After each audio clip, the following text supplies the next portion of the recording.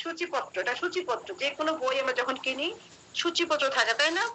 কয়টা কবিতা আছে, কয়টা বাংলা একটা বই কিনলাম বাচ্চাদের, কবিতা কয়টা, গদ্য কয়টা থাকে, তাই না? গদ্য পদ্য এইভাবে। আবার ব্যাকরণ কিনবেন, সারাংশ, সারমর্ম, চিঠিপত্র, কোথায় কোনটা আছে সেটা পৃষ্ঠাগুলো লেখা থাকে। তো আমাদের ওই বইগুলো কিন্তু এত ঝটপট প্রয়োজন হয় না যতটা ঝটপট আমাদের রুগী লিপিড করার পর রেপার্টরি করার প্রয়োজন হয়। একজন রুগী আসলো ক্রনিক ডিজিজের অনেকগুলো লক্ষণ আমাদেরকে দেয়, দিলে পরে আমরা কি করি, এতগুলো লক্ষণ তার কাছে নিয়ে ওখান থেকে গুরুত্বপূর্ণ লক্ষণগুলো নিয়ে রেপার্টেশন করি। রেপার্টেশন করতে গেলে আমাদের রেপার্টরি দেখতে হয়, আর রেপার্টরির কোথায় কি আছে আমাদের জানতে হলে অবশ্যই অধ্যায়গুলা সম্বন্ধে জানতে হবে। একবার আমি অধ্যায় দেখবো, আচ্ছা স্লিপ কোথায় আছে, রোগীর ঘুমের সমস্যা, দেখলাম স্লিপ, স্লিপনেসনেস থাকলো, নিলাম স্লিপ এত পৃষ্ঠায় যে খুঁজে নিলাম। আবার রোগীর পেট ব্যথা, আবার অ্যাবডোমেনে এত পৃষ্ঠায় খুঁজে নিলাম। তো কতটা সময় নষ্ট, এই সময়টা যেন নষ্ট না হয় সেই কারণে আমরা অধ্যায়টা মুখস্থ, সূচিপত্র মুখস্থ করবো। সূচিপত্র তা না হলে খুব মুখস্থ করার কোনো প্রয়োজন নেই। আর হচ্ছে আমি বারবার, একবার আপনাকে হয়তো বললাম আমি স্টোমাকটা বাইর করবো, বইটা অনেক মোটা বই, তো স্টোমাকটা বের করতে যেয়ে দেখলাম কি চলে আসছি আমি হয়তো বা জেনারেলিয়া মেল বা ফিমেলে। এখন আমি কোন দিকে যাব, আবার বইটা বন্ধ করব, বন্ধ করে আবার খুলবো, এটা কোনো গ্যারান্টি আছে সঠিক জায়গায় যাব? এটা কোনো গ্যারান্টি নেই। তাহলে তখন কি করতে হবে, তখন করতে হবে কি, আমি যদি আমার মনে করেন এই সূচিপত্রটা মুখস্থ থাকে, তাহলে আমি এখন আসছে কোথায়, জেনারেলিয়া ফিমেল, তাহলে আমি কতদূর পিছালে আমি স্টোমাকটা পাবো আমার একটা ধারণা আছে। তো মোটা করে পিছনে নিতে হবে, দুই এক অধ্যায় না কিন্তু। যেমন স্টোমাকের পরে কি হবে, অ্যাবডোমেন, অ্যাবডোমেন আছে তাই না? অ্যাবডোমেনের পরে দেখেন rectum, stool, bladder, kidney, prostate gland, urethra, urine, genitalia. তো কতগুলো 8-9টা অধ্যায়ের পরে অনেক মোটা করে ধরতে হবে, অনেক মোটা করে ধরে আমি পিছনে গেলে আমি স্টোমাকটা পাবে হবে। ধরেন আমার দরকার হচ্ছে পোস্টেড গ্ল্যান্ড বা কিডনি, আমি ঢুকে গেলাম জেনারেলিয়া। এখন আগে যাবো না পিছিয়ে যাবো, আমার অধ্যায় মুখস্থ থাকলে কি এই ধারণাটা মনে করো আমার থেকে যাবে, আমি ভুল করবো না বারবার। বারবার আমার পৃষ্ঠা উল্টাও, বন্ধ করো, বন্ধ করো, উল্টাও, প্রয়োজন হবে না। আমার অধ্যায় বলে দিবে, আমার অ্যাবডোমেন বলে দিবে পিছিয়ে, আমি আগে যাব না পিছিয়ে যাব, প্রত্যেকটা অধ্যায় আমাকে বলে দিবে, কারণ আমার মুখস্থ। সেই কারণে আমাদের অধ্যায়গুলো মুখস্থ করা, তা না হলে কোনো আর কাজ নেই। দ্রুত সবকিছু দ্রুত বের করার। এখন থেকে আমরা কিন্তু গত ক্লাসে স্টুল পর্যন্ত আলোচনা করেছিলাম। স্টুল 17টি অধ্যায় কিন্তু আমাদের মুখস্থ হয়ে গেছে। আপনার মধ্যে কার কার মুখস্থ হয়নি আমাকে জানাবেন, আর যাদের মুখস্থ হয়েছে আজ আমরা 10টা পর্যন্ত ক্লাস নেব। আমাদের ক্লাসের শেষে আপনারা একবার হলে বলবেন, বললে কি হবে, আপনি হয়তো বলতে পারেন আমার থেকে মুখে মুখে বাচ্চাদের মধ্যে পড়া যাচ্ছেন না, আমরা নিজেরাই যখন শিখেছি হয়ে পড়েছি। বললে হয় কি আমার জড়তা কেটে যায়। তা নাহলে আমি, হ্যাঁ আমি বাসার মধ্যে তো অনেক পারি, সবাই অনেক পারি, কিন্তু যখন স্টেজে এসে বলতে যাই তখন ভুলে যাই, তখন আপনার সমস্যা হবে না। দেখো আমাদের আবার আজকে থেকে আমরা বলি, আমাদের একটা মানুষ, ক্যান সাহেব কি চিন্তা করলেন, একটা মানুষ আঁকবেন। মানুষ, আমাদের তো মানুষ নিয়ে কাজ, তাই না? একটা মানুষ আঁকবেন। এই মানুষ আঁকা নিয়ে আপনাদের বইয়ের খাতার পৃষ্ঠা নিতে পারেন। এই পৃষ্ঠার মধ্যে আমি যখন যেটা বলবো সেটাই ধর আপনি আঁকলেন, ড্রয়িং করে নিলেন। প্রথমে আমরা কি বলেছিলাম, মাইন্ড, মানুষ প্রথম কি করে, চিন্তা করে। আমি কিন্তু আবার ডিভিশন দিতে যাচ্ছি, মাইন্ড, এই মাইন্ড দিয়ে আমরা চিন্তা করি। চিন্তার পরে কি আসে আমাদের, চিন্তার পরে আসে হচ্ছে কি, দেখেন অনেক চিন্তা করে ফেলেছি, আমার মাথা ঘুরাইতেছে। কি করে মাথা ঘুরায়, তো দুইটা জিনিস আসলো, মাথা আর ঘুরাচ্ছে, তো শিরোঘূর্ণন। তো মাইন্ড, ভার্টিগো। ভার্টিগো কোথায় হচ্ছে, মাথায়, হেড। তাহলে মাথা থেকে কি হলো, মাইন্ড, ভার্টিগো, হেড।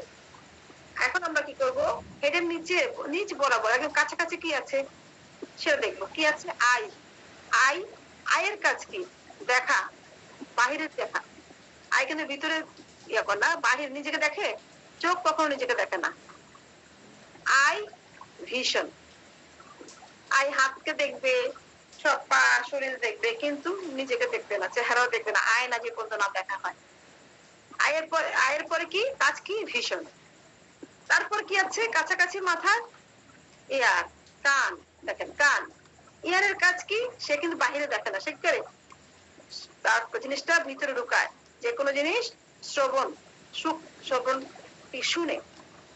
কি হলো ইয়ার, হিয়ারিং শোনা। তারপর কি আছে কাছাকাছি নোজ। এখন দেখেন চেহারা কেমন লাগতেছে, নোজ এক জায়গায় ঝুলতেছে, চোখ এক জায়গায় ঝুলতেছে, কান এক জায়গায়, মাথা এক জায়গায়, কেমন লাগছে না? আমরা জিনিসটাকে সুন্দর করে মিলিয়ে দিচ্ছি। কিভাবে? এক কানের লতি থেকে আরেক কানের লতি পর্যন্ত মিলিয়ে দিলে কি হয়ে যাবে, একটা রাউন্ড শেপ দিতে পারেন, ওভাল শেপ দিতে পারেন, কোনাকুনি শেপ দিতে পারেন, যা মঞ্চে দিয়ে শুধু মিলিয়ে দিবেন, কি হয়ে যাবে ফেস। নোজের পরে কি হয়ে যাবে ফেস। এখন ফেসটা দেখতে সুন্দর লাগছে? লাগছে না। কেমন লাগছে না? কারণ এর মধ্যে মুখ নেই। দিয়ে দিলাম মাউথ। মাউথ আর হাসতেছি, দেখতে সুন্দর লাগতেছে না, হা করে আছি। কারণ দাঁত না থাকলে দেখতে সুন্দর লাগবে? ছোট বাচ্চাদেরকে সুন্দর লাগে, আমাদের তো লাগবে না। তো দিয়ে দেন দাঁত, টিপ। টিপ দেওয়ার পর টিপের কাজ কি? টিপের কাজ শুধু হাসি দেখ সুন্দর দেখানো তা কিন্তু না, খাবারটাকে চিবিয়ে খাবে, ভালো করে খাবার চিবিয়ে খাবে। কি হলো, টিপ ভালো করে খাবার চিবিয়ে কি ফেলে দিব? গিলতে হবে। গিলবো কি দিয়ে? রাস্তা বের করতে হবে, খাবারটা ঢুকানোর জন্য রাস্তা দিতে হবে। এখন এই রাস্তা নাম কি? থর্ড। থর্ড দিয়ে কি যাবে? খাবার। থর্ড, থর্ডটা ঝুলে আছে, কেমন লাগছে? মাথার সাথে থর্ডটা ঝুলে আছে, বিশ্রী লাগতেছে। উপরে একটা কাবার দিয়ে দেন। কাবারটার নাম কি?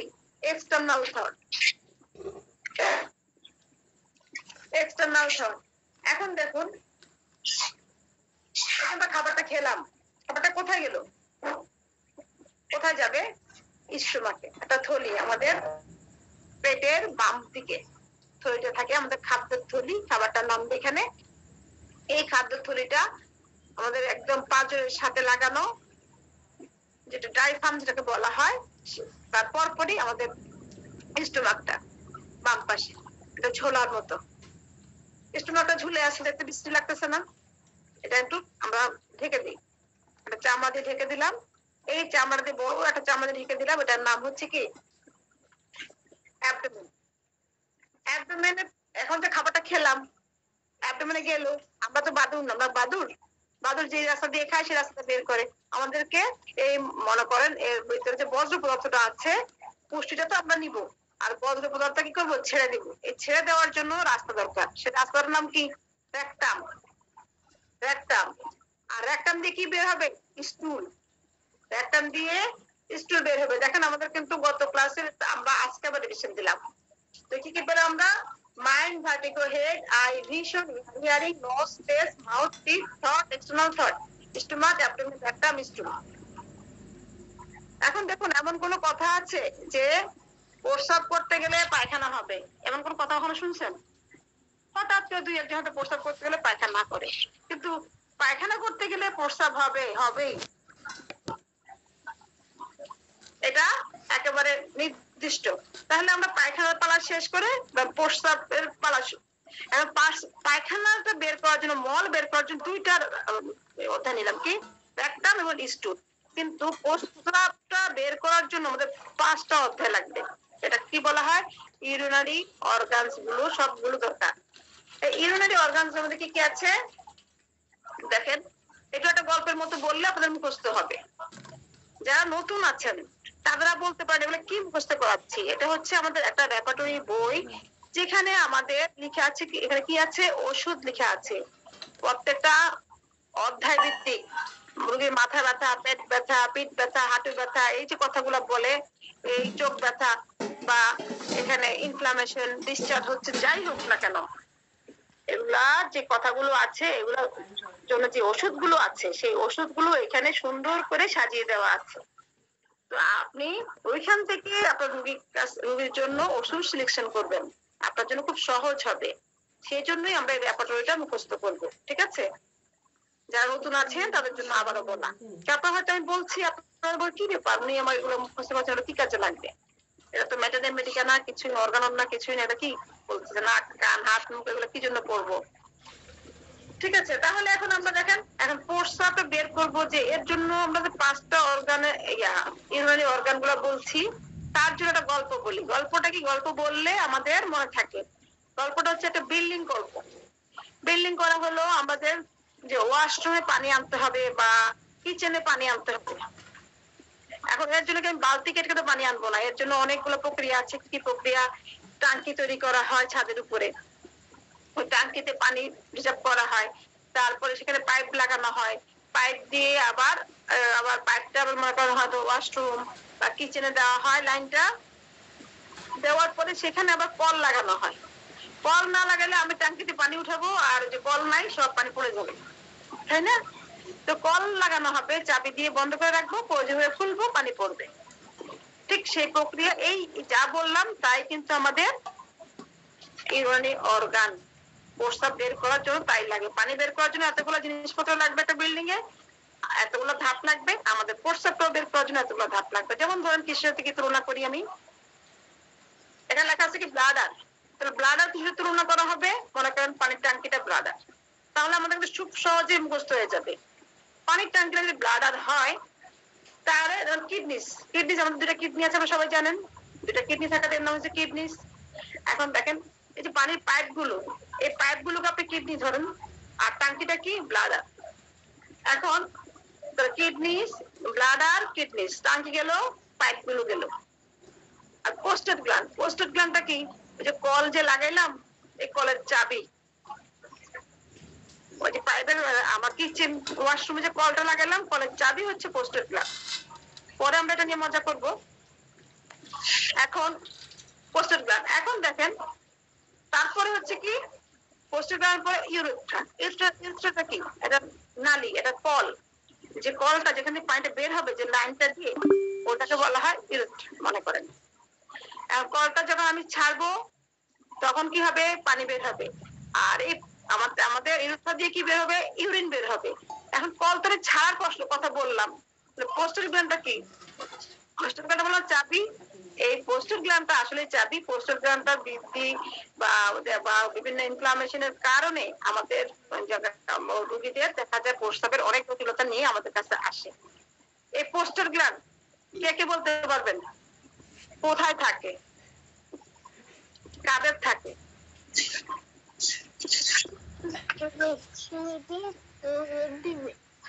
ম্যাডাম, এটা নিয়ে তো বেশ হাসি উজ্জ্বল একটা কাহিনী আছে, আপনি বলবেন আশা করি।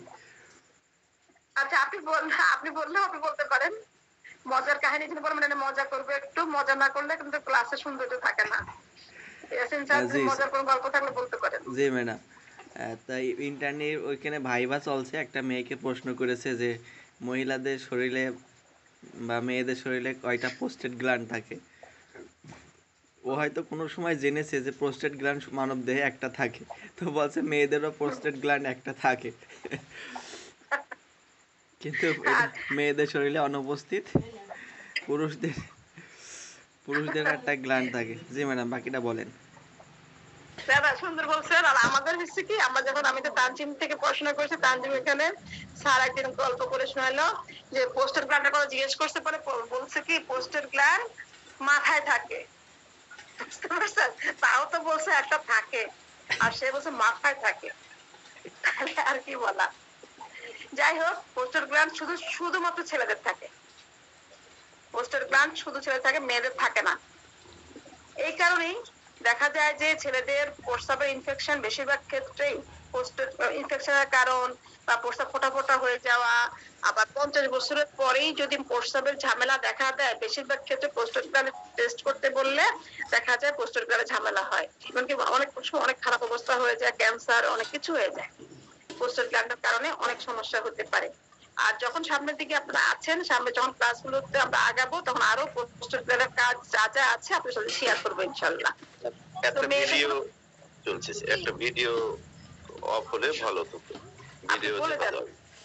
হ্যাঁ, আপনার, আমি তো দেখছি না, আমি তো আপনার এই যে আমরা বললাম যে পোস্টেড গ্ল্যান্ডের কথাটা বললাম, এটা মজা করে হলেও কিন্তু অনেক সময় ভাইভাতে, যারা এখন কিছুক্ষণ আগে ফার্স্ট ইয়ার সেকেন্ড ইয়ার বললেন, আপনাদের কিন্তু অ্যানাটমি ক্লাসে ভাইভাতে কিন্তু এই ধরনের কথা জিজ্ঞেস করতে পারে। যখন আপনি সুন্দর করে বলবেন, স্যাররা কিন্তু বারবার আপনাকে প্রশ্ন করবে। আমরা যখন ক্লাসে অ্যানাটমি ক্লাসগুলোতে ভাইভা দিতাম, স্যার ডাকলে ম্যাডামরা খুব মজা পেতো, কারণ একটার পর একটা প্রশ্ন করতেই থাকতো। দেখতো যে আমি যে অনেক পারি তা না, মানে আমরা একটু ওই সময় পড়াশোনা করতাম বেশ, এখন করি না, ফাঁকিবাজি করি। তখন স্যার যতই প্রশ্ন করতেছে বলতেছে, যতই প্রশ্ন করতে বলতেছি, তো উনি খুব মজা পাইতো। তখন বলে কি ভাগ্যিস বলছো, ভাগ্যিস বললাম না যে পোস্টার মাথায় থাকে। গত বছর ইন্টারনেট একটা স্টুডেন্ট বলতেছে পোস্টার মাথায় থাকে, তখন আর কি গল্পটা শোনা। তো যাই হোক, আমি যেটা বললাম এই পোস্টার গ্রামের কথাটা আরেকটু বলে যাই। আর মহিলাদের দেখবেন কথায় কথায় সিস্টাইসিস বলে, সিস্টাইসিস কি? মহিলাদের ক্ষেত্রে প্রস্রাবের ইনফেকশন হলে ব্লাডারের সমস্যা হয়। কারণ কি? ছেলেদের দেখেন ইউরোপটা বড়, আর মেয়েদের ইউরোপটা ছোট। প্রস্রাবের নলটা ছোট না, ছোট হওয়াতে আবার ছেলেদের দেখা যায় ইনফেকশনটা ব্লাডারে চলে যায়, এই সরি পোস্টার গ্ল্যান্ডে চলে যায়। আর আমাদের যেহেতু ছোট বা পোস্টার গ্ল্যান্ড আমাদের নেই, তখন আমাদেরটা সরাসরি ব্লাডারে চলে যায়। আরো মনে করেন মেডিকেল টার্ম বললে আরো অনেক কিছু আছে। আমি চেষ্টা করি সবসময় শর্টকাটে বুঝিয়ে দেওয়া, শর্টকাটে বুঝিয়ে দিলে আপনার মাথা ঢুকা দিয়ে কথা।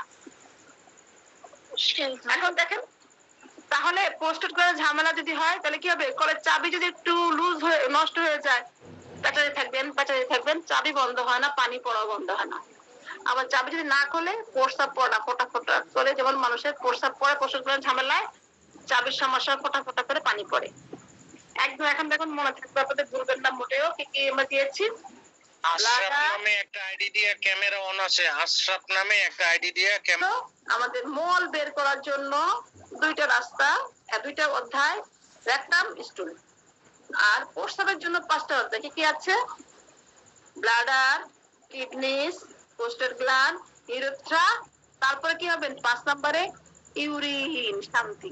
প্রস্রাব তারপর যে শান্তি, তারপরে যে শান্তি পাবে। পায়খানা প্রস্রাব হয়ে গেল আমাদের 22টা অধ্যায় শেষ। এখন বলুন দেখুন, পায়খানা প্রস্রাব যখন করতে যায় তখন কিন্তু আমাদের কি হয়? ইন্টারনাল যে অর্গান গুলো আছে তার মধ্যে হাত পড়ে, তাই না? এটা আমরা যারা আছি সবাই অ্যাডাল্ট, সবাই ডাক্তার। এখানে লজ্জা কিছু নাই, সব আমাদের শিখতে হবে সব। তা না হলে আমরা সঠিকভাবে চিকিৎসা করতে পারবো না। অনেক সময় মেয়েরা বলে আমরা পুরুষ রোগী দেখবো না, অনেক সময় পুরুষরা বলে ঠিক আছে মেয়ে রোগী দেখলাম না, কিন্তু অনেক সময় ট্রিটমেন্ট দিতে হয়। আপনি ডাক্তার, এটাই সবার আগে। সেজন্য আপনার সব জানতে হবে, শিখতে হবে সবকিছু। এখন দেখুন 23 নম্বরে কি আছে। তো যেহেতু পুরুষ আমাদের ইন্টারনাল অর্গানে হাত পড়লে কি আসে? আমাদের দুইটা আমরা কি আছে? পুরুষ এবং মহিলা। এটা হচ্ছে প্রথমে আমাদের মেল ফিমেল। প্রথমে কি পুরুষ মেল, তারপর হচ্ছে মহিলাদের ফিমেল। যেটা বলা যায় পৃথিবীতে প্রথমে পুরুষ আসছে তারপর মহিলা আসছে, ঠিক সেভাবেই মেল ফিমেল, জেনারেলিয়া ফিমেল। আবার মাসুদ খানের বইতে দেখা থাকবে, সুন্দর করে লেখা থাকবে জেনারেলিয়া মেল, জেনারেলিয়া ফিমেল। কি হবে? পুরুষ মহিলা একসাথে থাকলে, স্বামী স্ত্রী একসাথে থাকলে কি করে? হয় ঝগড়াঝাটি করবে, ভালোবাসা করবে, যাই করুক না কেন তাদের কি হবে? শ্বাস প্রশ্বাস দ্রুত হয়। আমরা যখন ঝগড়া করি কি হয়? ওরে আল্লাহ, চিল্লা ঝগড়া করি, হারান হয়ে গেছি না ঝগড়া করে। এখন এই যে ঝগড়া করে যে শ্বাস প্রশ্বাস দ্রুত হয়ে গেল, এই দ্রুততার জন্য আমরা একটা কি করে? প্রথমে রাস্তা তৈরি করবো। যে কোনো কাজের জন্য প্রথমে রাস্তা, তারপরে হচ্ছে কাজ। যেমন মেট্রো রেল চলার জন্য প্রথমে রেল লাইন হলো, তারপরে গাড়ি চলতেছে। উড়াল সেতু প্রথমে রাস্তা হলো, পরে গাড়ি চলতেছে। সেরকম আমাদের এই যে রেসপিরেশনটা, শ্বাস প্রশ্বাস, এর জন্য কি করতে হবে? রাস্তা তৈরি করতে হবে। কি দিলাম? ল্যারিংস এন্ড ট্রাকিয়া, মানে কি শ্বাস প্রশ্বাস নালী। আর থট কি ছিল মনে আছে? থট হচ্ছে খাদ্য নালী। ল্যারিংস এন্ড ট্রাকিয়া শ্বাস প্রশ্বাস নালী, থট খাদ্য নালী। ল্যারিংস এন্ড ট্রাকিয়া যেটা জিনিসটা নালীটা আছে দেখতে কেমন জানেন? সিঙ্কের যে পাইপটা আছে না, বেসিনের যে পিছনে পাইপ থাকে, পাইপের মতো ঝিকঝাক। আর খাদ্য নালীটা কিন্তু একদম ইয়ার মতো, একদম ছোট না, একটা ইয়ার মতো থাকে, মুরগির যেমন কাটি নালীর মতোই গলা কাটা দেখা যায়, একটা নরমাল। ওইখান থেকে খাবারটা আস্তে আস্তে আস্তে নেমে যাবে, ওটা কিন্তু সংকুচিতই থাকে। আর শ্বাস নালীটা কিন্তু পাইপের মতো থাকে। এর নাম কি? Larynx and trachea. ওইখানে যে আমরা শ্বাস নালীর কোনো ঝামেলা হইলে আমরা ওইখানে খুঁজে পাবো। আর ওইখান থেকে কি চলবে? রেসপিরেশন। কি চলবে? রেসপিরেশন, শ্বাস প্রশ্বাস। আমাদের মূল্যবান, আমরা না খেয়ে থাকতে পারবো অনেক দিন, 15 দিনও না খেয়ে থাকলেও বাঁচবো, কিন্তু 5টা মিনিটও বাঁচবো না যদি আমরা শ্বাস নিতে না পারি। এতটাই মূল্যবান। এখন দেখুন, দ্রুত শ্বাস প্রশ্বাস নিলে কি হয়? কাশি চলে আসে না? খুব দ্রুত যখন শ্বাস প্রশ্বাস নেন তখন কি হয়? কাশি চলে আসে। এই কাশিটাকে কি বলা হয়? কফ। রেসপিরেশনের পরে কি হলো? দ্রুত শ্বাস প্রশ্বাস নিলাম, নেওয়ার কারণে আমার কাশি চলে আসলো, কফ। এই কফটা কি করলে ভালো লাগে? আমার খুব কাশি হচ্ছে একটা একটু গয়ার উঠলে বা একটু শ্লেষ্মা উঠলে ভালো লাগে। এই গয়ার উঠা বা শ্লেষ্মা উঠাটা, এই শ্লেষ্মাটা, এটা কি হয়? কাশির পরে কি হচ্ছে? কফ এক্সপেক্টরেশন। গয়ার যখন খুঁজবো, রক্তাক্ত গয়ার, তারপরে সাদা, লাল, কালো, যত রকমের গয়ার খুঁজেন না কেন, শ্লেষ্মা খুঁজেন না কেন, বা একটু একটু ছিঁড়ে ছিঁড়ে আসে, যাই বলেন, সব কিছু আমরা কোথায় পাবো? এক্সপেক্টেশনে। কফে শুধু কাশি থাকবে।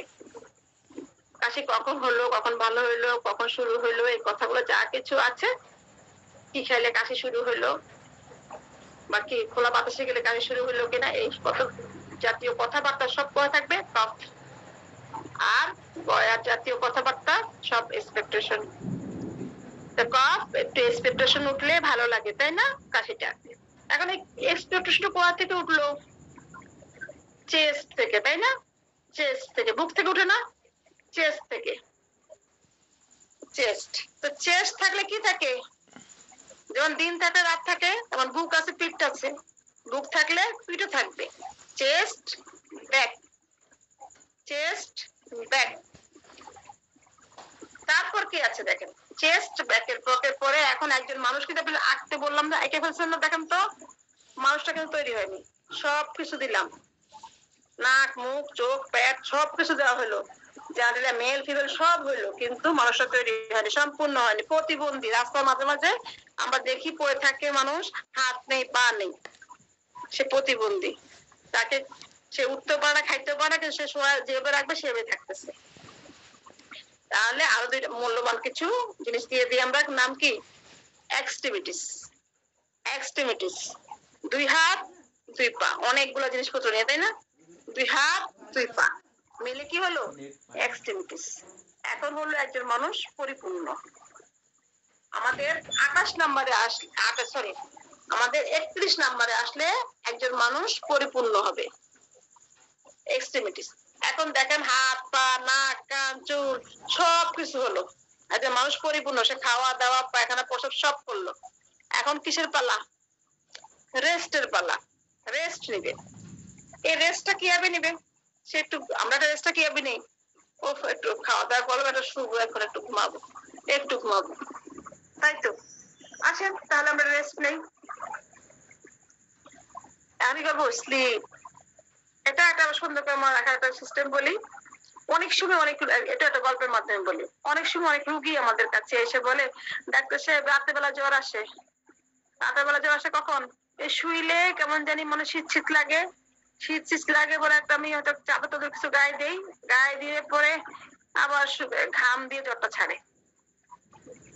রাতের বেলা জ্বর আসে, আমরা তখন জিজ্ঞেস করি জ্বরটা কি রাতে সারা থাকে? এরা ছেড়ে দেয় না, ছেড়ে দেয় তো শীত শীত লাগে, শীত করে জ্বর আসে, আমি কাঁথা গায়ে দিই বা কিছু চাদর গায়ে দিই, তারপরে ঘাম দিয়ে জ্বরটা ছেড়ে দেয়।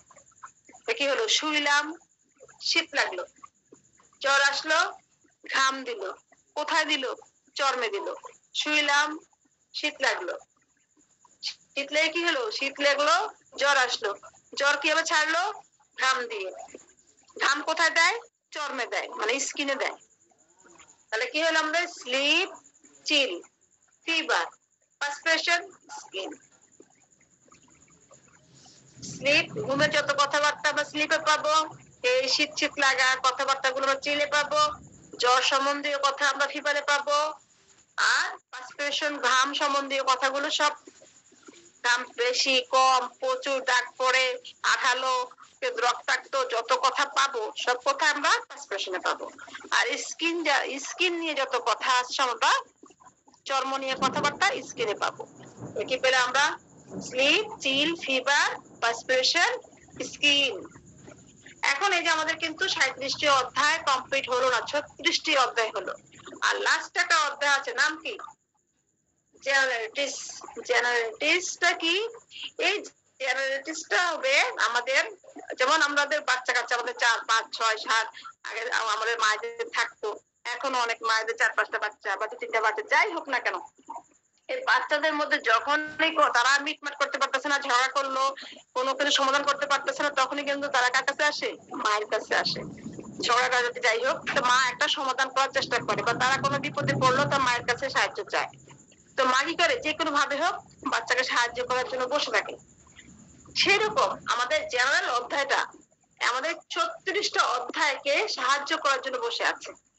যে কোনো সমস্যা আমি আমার নির্দিষ্ট অধ্যায় পেলাম না, তখন আমি জেনারেলের হেল্প নিব। যেমন ধরেন কোনো রোগী এসে বললো আমার মাথা ব্যথা বা আমার পেট ব্যথা গোসল করলে বেড়ে যায়,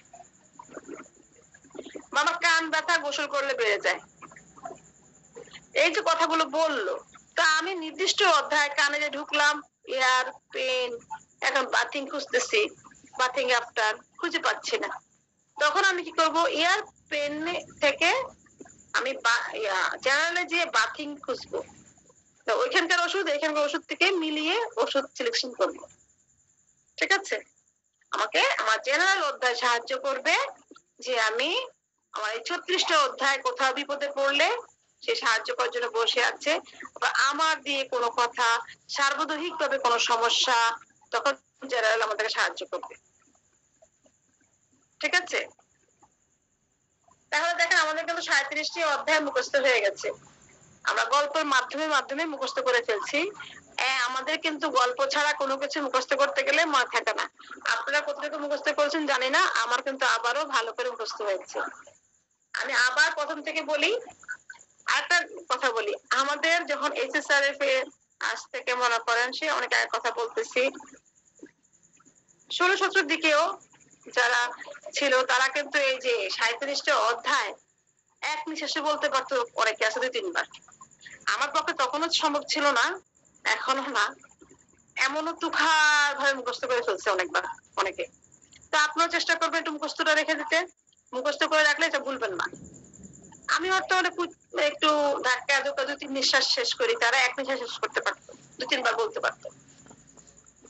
এখন দেখেন আমি বলি, mind, vertigo, head, eye, vision, here, hearing, nose, face, mouth, teeth, thought, external thought.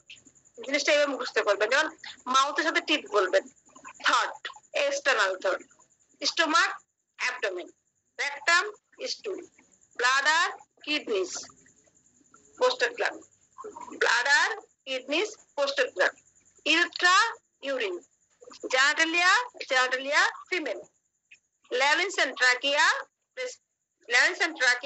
respiration, cough, expectoration, chest, back, extremities বলে একটা থাম দেন। তারপর কি দেখেন? স্লিপ, চিল, ফিভার, স্লিপ, চিল, ফিভার, পার্সপিরেশন, স্কিন, আসতে বলবেন স্কিন, তারপর হচ্ছে জেনারেটিস বা জেনারেল যেটাই বলেন। ঠিক আছে? তাহলে আমাদের 37টি অধ্যায় মুখস্থ হয়ে গেছে। আপনারা যদি কেউ যারা আছেন যদি বলতে চান, আমাদের ক্লাস শেষে 45 মিনিট পরে আপনাদের বলবেন, যা ভালো করে বলতে পারবেন। আর যারা ভালো করে নাও বলতে পারবেন চেষ্টা করতে পারেন, তা না হলে পরবর্তী ক্লাসে আপনাদের কিন্তু এই জিনিসটা বললে আমাকে বলবেন না, সবাই আমরা শুনবো, আপনাদের ক্লিয়ার হয়ে যাবে। এখন দেখুন, গত ক্লাসে আমরা বলেছিলাম রেপার্টরিটা কেন পড়বো সেটা কেন বলেছি। রেপার্টরিটা কেন পড়বো সেটাকে জানতে হবে। যে কোনো জিনিস পড়ার আগে অবশ্যই জানতে হবে কেন পড়বো জিনিসটা আমি, আমাদের সেটা জানা অবশ্যই অধিকার আছে। আমরা কি করব? দ্রুত ওষুধ বাছাই করার জন্য রেপার্টরিটা পড়বো। একই লক্ষণে আমরা যখন ম্যাথমেটিকা পড়ি, একই লক্ষণে অনেকগুলো ওষুধ থাকে, একই লক্ষণের অনেকগুলো ওষুধ থাকে।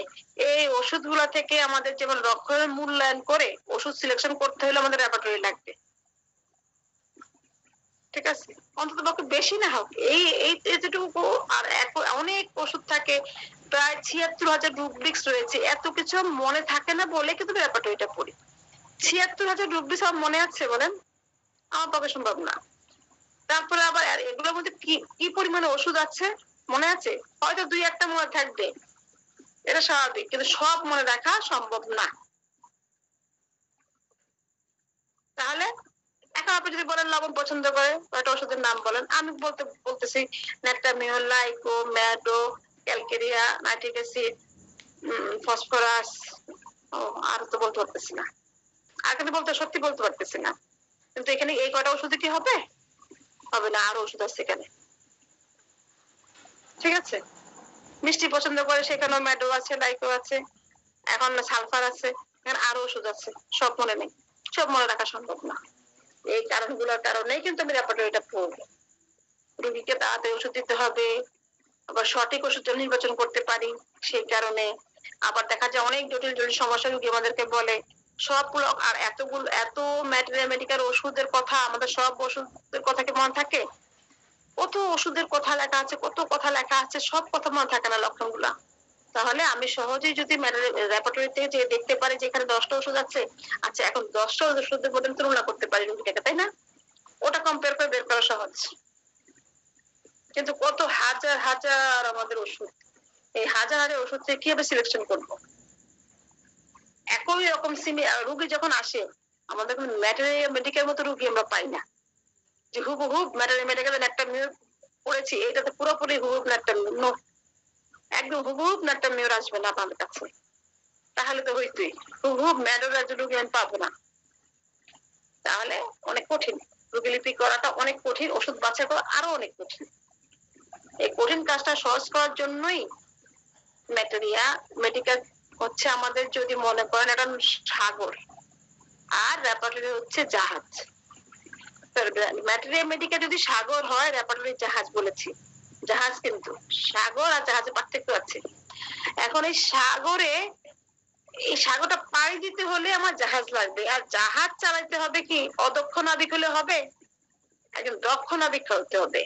তো ম্যাটেরিয়াল সম্বন্ধে যা দক্ষতা আছে সেই মানুষই কিন্তু এটা রেপার্টরি হচ্ছে কি, সে জাহাজ চালাবে কি আরো একজন দক্ষ নাবিক। একজন নাবিক যদি না হয়, অদক্ষ নাবিক হলে কিন্তু আমার জাহাজটাকে মাছ ধরিয়ে ডুবাই দিবে। দক্ষ নাবিক হতে হবে আমাদেরকে। দক্ষ নাবিক হয়ে যেমন আমরা জাহাজ চালাবো, সেরকম দক্ষ মনে করেন রেপার্টরিটার উপর দক্ষতা নিয়েই আমরা রেপার্টরিটা চালাবো। তা না হলে অল্প কিছু শিখিয়ে রেপার্টরিটা চালানোর দরকার নেই। ঠিক আছে, তাহলে আমি কিন্তু কাউকে কোনো বিষয়কে ছোট বড় করছি না। আমাদের আমাদের মূল থিম হচ্ছে, কিন্তু মূল থিমই হচ্ছে ম্যাথমেটিকা, তাকে সাহায্য করার জন্য আসছে রেপার্টরি। ঠিক আছে, আর রেপার্টরি মনে করেন যা অভিজ্ঞ না হয়ে অবশ্যই বিপদে পড়বেন, আমি সবসময় কথাটা বলে দিই। এখন দেখেন রেপার্টরিটা যখন কেন শিখবো সেটা জানলাম, এখন সংজ্ঞাটা জানি। সংজ্ঞাটা কি দেখেন, হোমিওপ্যাথিক রেপার্টরিটা হচ্ছে সেই গ্রন্থ, যে গ্রন্থে মানুষের শারীরিক থাকবে, এখানে শারীরিক ও মানসিক ভাবে আমরা কি হবে, শারীরিক ও মানসিক ভাবে প্রকাশিত প্রায় সকল লক্ষণ সমূহ ইংরেজি বর্ণমালা ক্রম অনুসারে এবং ওষুধের গুরুত্ব অনুযায়ী লিপিবদ্ধ রয়েছে। কিভাবে আছে? ইংরেজি বর্ণমালা অনুসারে লেখা, কিন্তু ইংরেজি বর্ণমালা ক্রম অনুসারে ABCD এই ধরনের ক্রম অনুসারে ওষুধের গুরুত্ব অনুযায়ী লেখা আছে। এটাকে আপনি একদিকে ডিকশনারি বললেও পারেন। আমরা কিন্তু ডিকশনারি পড়ার যুগের ছেলে পেলে, তাই না? আমাদের বয়সী যারা আছেন, এই ইদানিংকার ছেলে পেলেরা যারা আছে, তারা কিন্তু মোবাইল, তাদের কিন্তু মোবাইলে সব পাওয়া যায়। আমাদের সময় আমরা তো একটা ডিকশনারি থাকতেই হবে টেবিলে, তা না হলে পারবো না। শব্দের উচ্চারণ বা কিভাবে ডিকশনারিটা খুঁজে খুঁজে বের করতে হয়, এটার একটা জানতে হতো। ঠিক ডিকশনারিটা যেরকম ভাবে বের করতাম, রেপার্টরিটা সেরকম। এই রেপার্টরিকে আমাদের হোমিওপ্যাথি ডিকশনারি বললেও কিন্তু খারাপ না, রেপার্টরি ডিকশনারি হলো চলবে এটার নাম। এখন দেখেন আমরা কিন্তু দুইভাবে অসুস্থ হই না, মানসিক এবার কিভাবে হচ্ছে শারীরিক। মানসিকটা কি? মন। মন দিক দিয়ে আমরা প্রথমে অসুস্থ হই, তারপরে আমাদের শরীর অসুস্থ হয় বেশিরভাগ ক্ষেত্রে। সেজন্য আমাদের কিন্তু ক্যান সাহেব যখন অধ্যায়টা সিলেকশন করে সাজাচ্ছিলেন, মাইন্ডটাকে উপরে রেখেছে। মাইন্ডটা এখনো সবার উপরেই থাকবে। প্রতিলিপি করার সময় মাইন্ডের উপরে গুরুত্ব দিয়ে কিন্তু আমাদের আগাইতে হয়, অনেক গুরুত্ব দিতে হয়।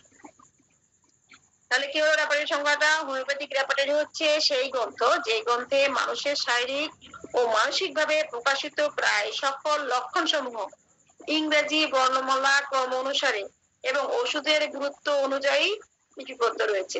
আপনি এখন বলতে পারেন ওষুধের গুরুত্ব বলতে কি বোঝাচ্ছেন, এটা আমরা পরবর্তী স্লাইড গুলোতে দেখবো। 2 নম্বর স্লাইড কি আছে? রোগীর কষ্টগুলোকে ম্যাটেরিয়া মেডিকেল ভাষায় লক্ষণ বলে। কি বলে? রুব্রিক্স কাকে বলে আমরা সেটা দেখবো। 2 নম্বর কি আছে? রুব্রিক্স কি? রোগীর কষ্টগুলোকে ম্যাটেরিয়া মেডিকেল যখন পরীক্ষা লেখা থাকে, এই লক্ষণগুলো লেখা থাকে, লক্ষণ লক্ষণ কথাগুলো লেখা থাকে, তাই না? তো আমরা কি করি? রোগীর কষ্টগুলোকে ম্যাথমেটিক্যাল ভাষায় বলে লক্ষণ, আর রেপার্টরির ভাষায় বলে কি? রুব্রিক্স বা শিরোনাম। আমরা লক্ষণগুলোকে রুব্রিক্সে রূপান্তর করে রেপার্টরিতে খুঁজি। 3 নাম্বার প্রধান রুব্রিক্স। প্রধান রুব্রিক্স আবার কি?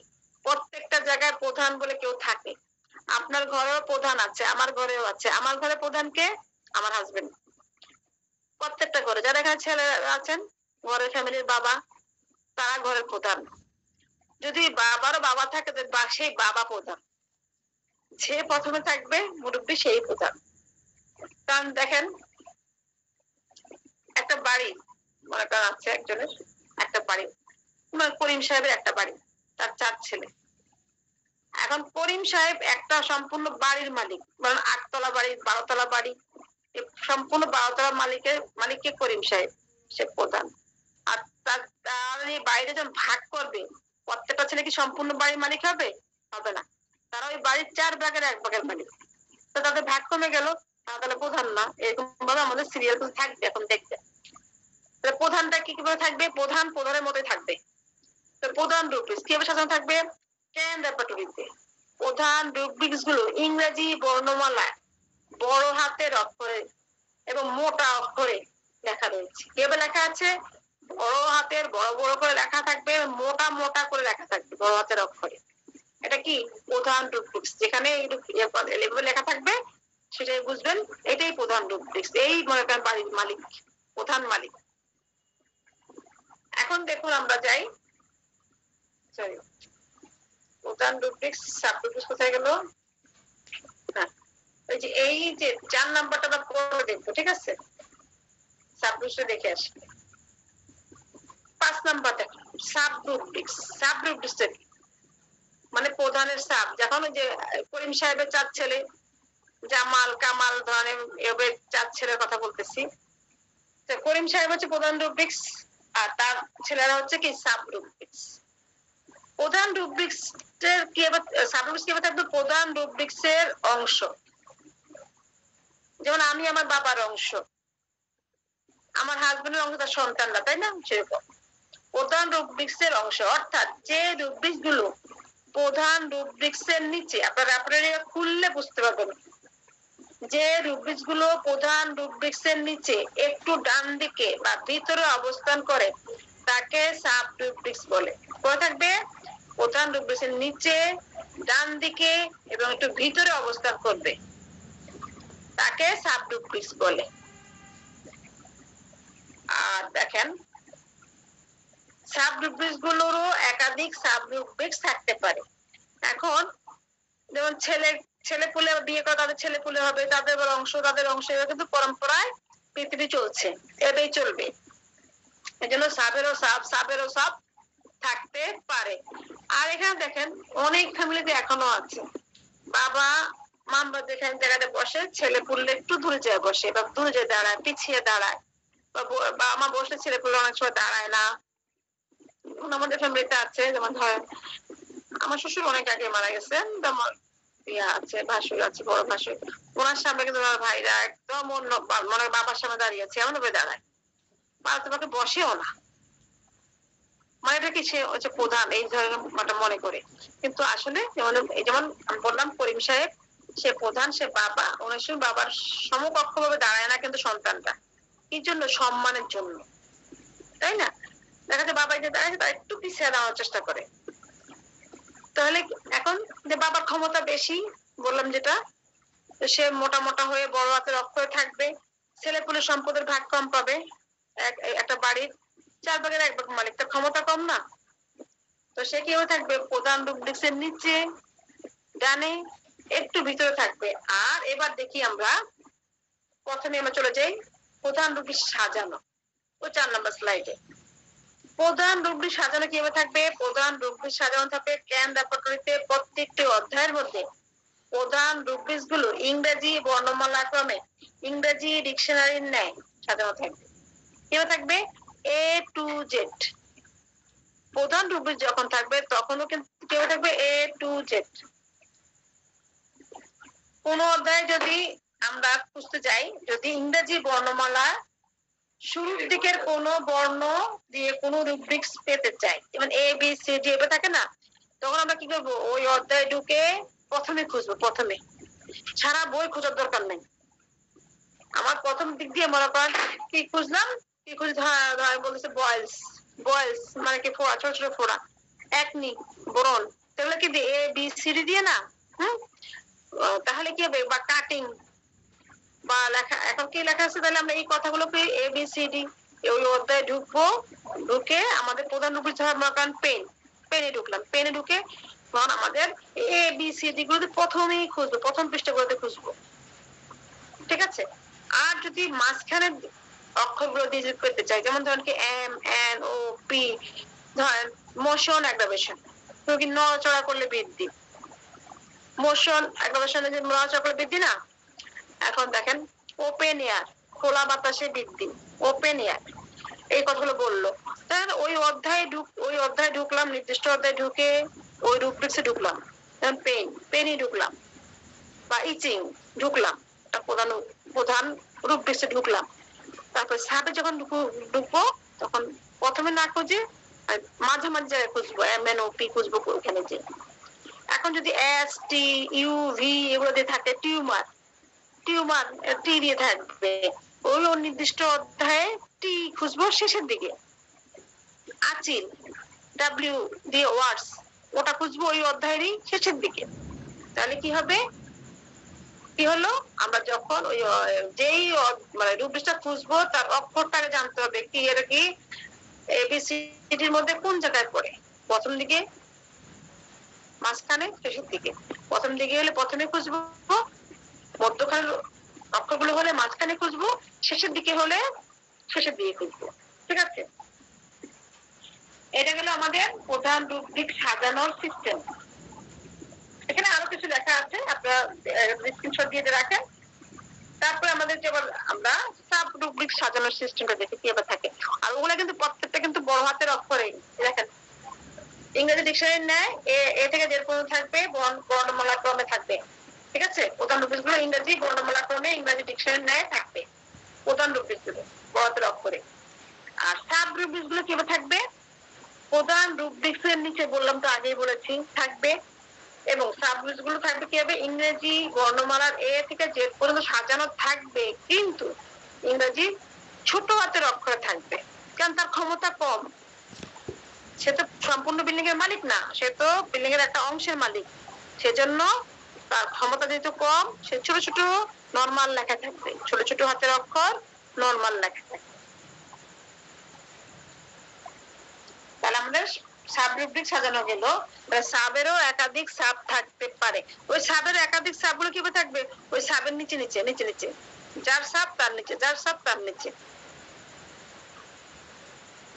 বলা যার সাব তার বলে। এখন আমরা দেখেন 8 নাম্বার স্লাইড, আমাদের অবশ্য 8 নাম্বার স্লাইডটা, আমাদের তো 38 বেজে গেছে, প্রায় শেষের দিকে। আচ্ছা, 8 নাম্বার স্লাইডটা আমরা পরে নেক্সট ক্লাসে আলোচনা করবো ইনশাআল্লাহ। এতক্ষণ আমরা যে অধ্যায়গুলো নিয়ে আলোচনা করেছি। 2 নম্বরটা একটু দিন। ওকে, নেন।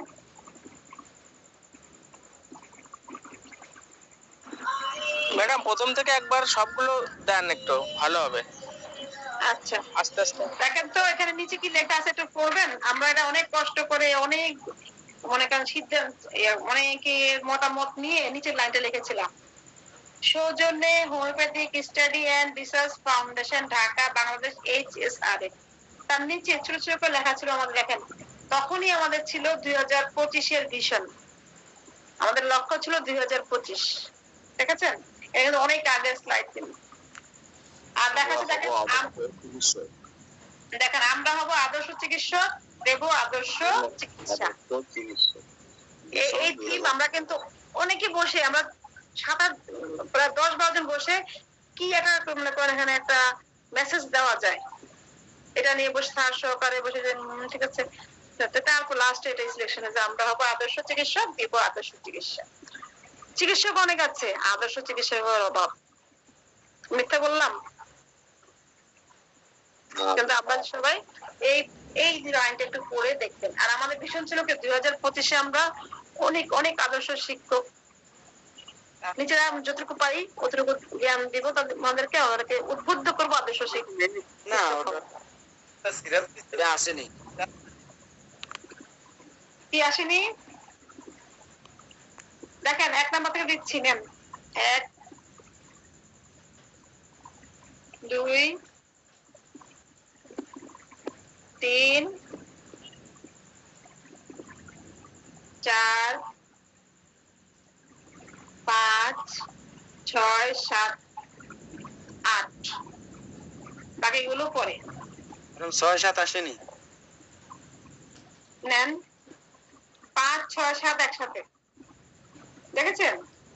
জি ঠিক আছে। ওকে, 4 নাম্বারটা আরেকটু